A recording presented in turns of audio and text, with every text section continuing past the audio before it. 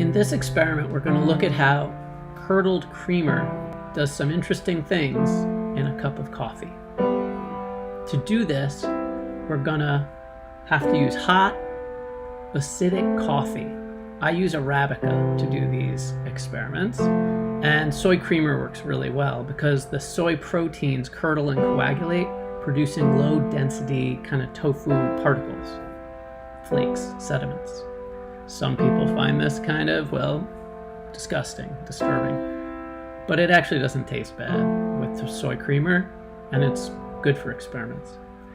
Okay, so the swirling flow leads to centrifugal rolls and the convection pulls them down. And then once you lose out on the swirl, once the swirl dissipates, then it becomes a vertical problem with buoyancy taking over, the tofu floats up, and the coffee sinks down, separates. And so this separation of these two phases produces an upward propagating compaction front in the tofu layer. You can see it happening there. As the coffee drains out of the tofu, you get these drainage channels and a compacting layer of tofu at the top.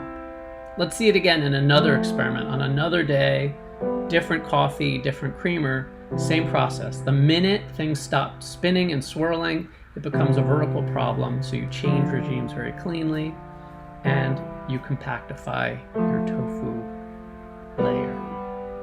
Do we see this in nature? Yeah, it happens in sea ice as it's forming. This kind of compaction occurs in magma chambers and probably even at the sediments that likely exist at the top of Earth's core.